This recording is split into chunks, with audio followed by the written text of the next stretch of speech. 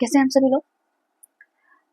मैं हमेशा ना आपके लिए सवाल लेकर आती थी कि कैसे करें, क्या करना चाहिए, या यूँ कहूँ हम सबके मन में सवाल चलता रहता है कि हमें अगर सेविंग स्टार्ट करनी है, इन्वेस्टमेंट स्टार्ट करना है, तो हम स्टार्ट कहाँ से करें, राइट?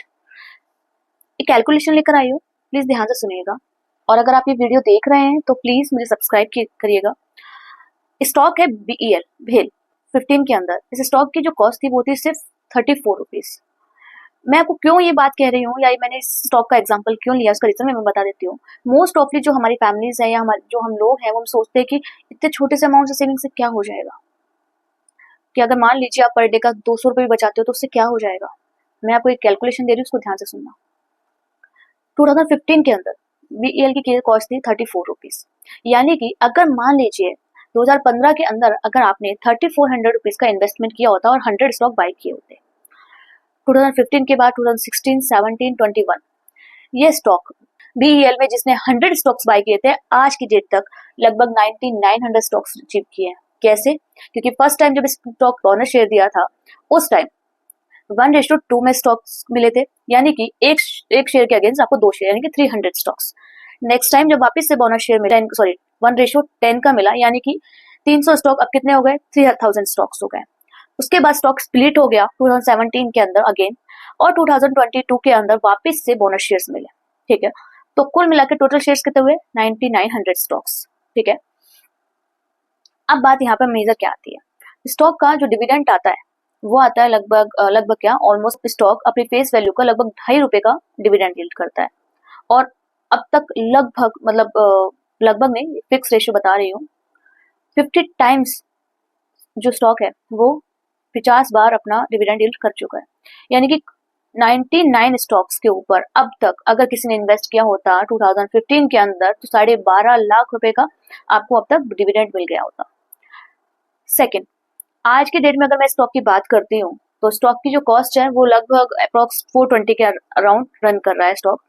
यानी कि 2015 के 2015 के 3400 आज की डेट में 41 लाख रुपीस हो चुका है।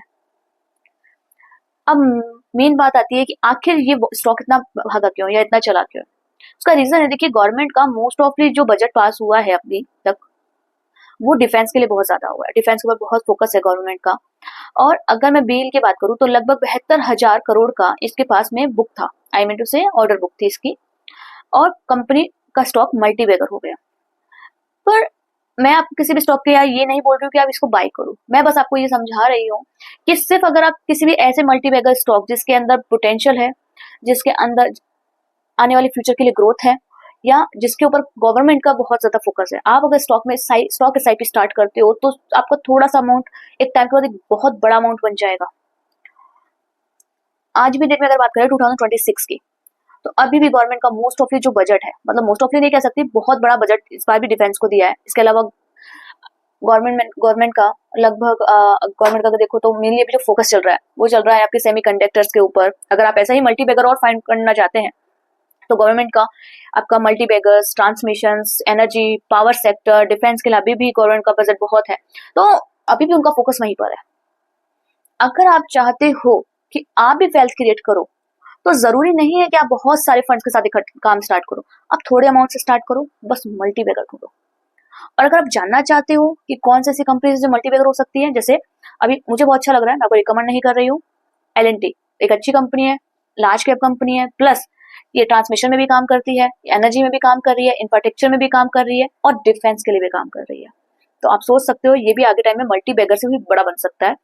और भी बहुत सारे स्टॉक्स हैं, लाइक इसी के अगर इंफ्रास्ट्रक्चर देखें तो क्यूमेंस है, सीमेंस है, ठीक है, ABB इंडिया है। और अभी आप देखोगे डिफेंस के स्टॉक कितने ज्यादा चले, लाइक डेटा पैटर्न हो गया, बेल हो गया, एवन आपका पारस डिफेंस हो गया।